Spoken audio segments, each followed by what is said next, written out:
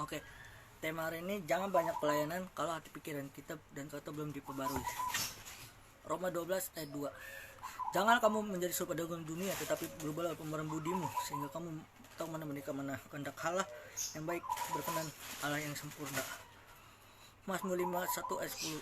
Jadilah hatiku tahir ya Allah, dengan pembaruan batinku dan roh yang teguh. Nah, pelayanan adalah yang mulia, tetapi pelayanan sejati tidak dimulai dari tangan yang sibuk.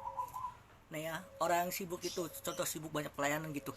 Tapi kalau hati pikiran belum diperbarui, lebih baik jangan pelayanan dulu. Ubah dulu pola kepikiran, ubah dulu pola karakternya. Amin. Ada seseorang udah banyak pelayanan keliling-keliling dari Sentul kemana, tapi kalau hati pikirannya belum diperbarui, mohon maaf, lebih baik ubah dulu karakternya, ubah dulu pola hidupnya. Amin. Karena pelayanan itu ada pelayanan yang mulia. Jadi bukan karena kesibukan. Jadi juga kalau pelayanan karena kesibukan, mohon maaf, lebih baik nggak usah pelayanan.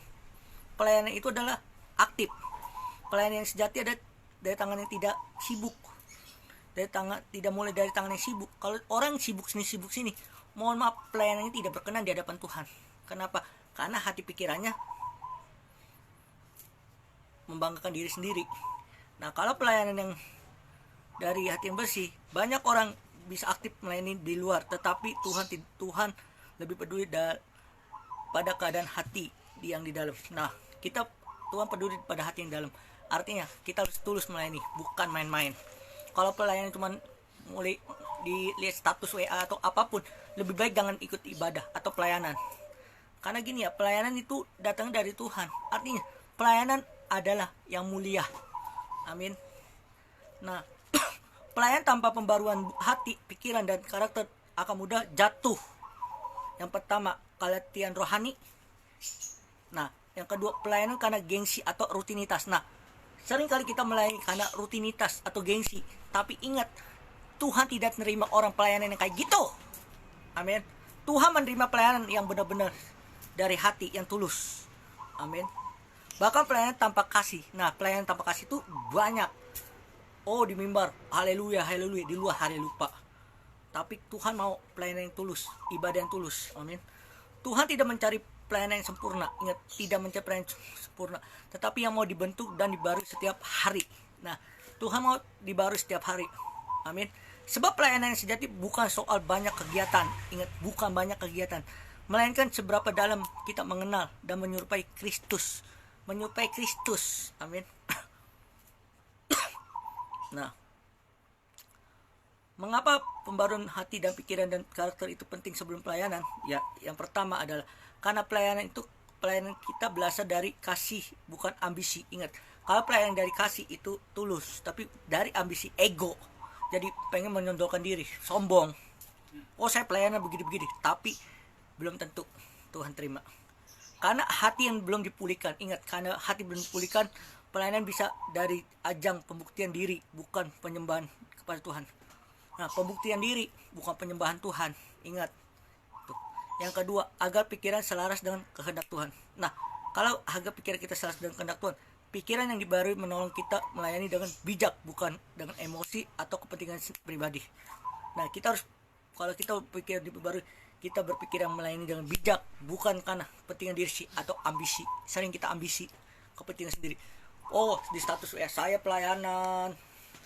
Oh, saya gini, teman-teman. Tapi kalau dari hati yang tulus, on fire. Yang ketiga, agar karakter kita mencerminkan Kristus. Nah, pelayanan sejati bukan hanya dari apa yang kita lakukan, tapi dari siapa yang kita hadapkan Tuhan. Jadi pelayanan sejati bukan hanya dari apa yang kita lakukan, tapi apa yang Tuhan hadapkan. Nah, maka Filipi 2 ayat 5. Hendakkah kamu dapat hidupmu menaruh pikiran dan perasaan yang terdapat di dalam Kristus Yesus. Maka hati pikiran kita harus dibarui dulu, baru boleh pelayanan. Kalau pelayanannya ambisi, mohon maaf, lebih baik nggak usah pelayanan. Gampang kan, capek-capek kita menyembah haleluya, haleluya, di rumah halelupa. Lebih baik nggak usah pelayanan. Kenapa? Saya bilang nggak usah pelayanan. Karena hati pikiran kita kemana-mana. Oh, itunya. Oh, rumah belum kunci, mending nggak usah.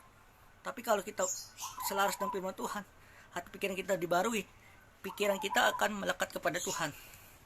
Nah, yang keempat, agar pelayanan membawa buah roh, bukan keletihan rohani. Nah, agar pelayanan kita membawa buah roh, bukan keletihan rohani.